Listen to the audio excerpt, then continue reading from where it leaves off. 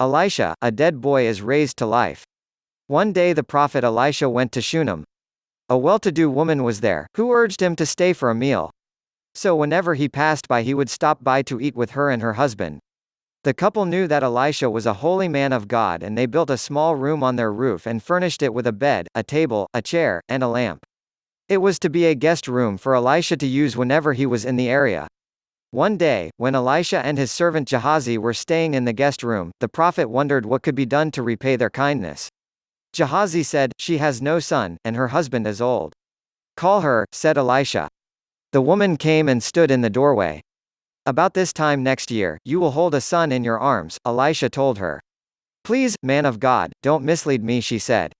But the woman did become pregnant, and the following year she gave birth to a son, just as Elisha had told her.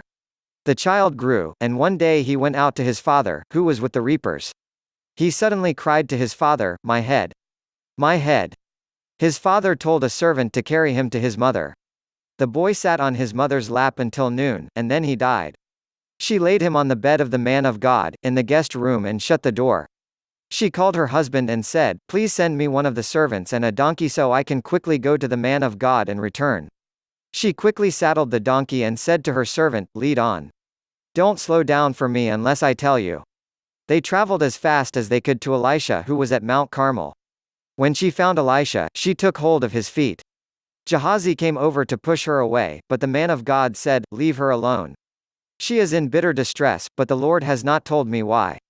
"Did I ask you for a son, my lord?" she said.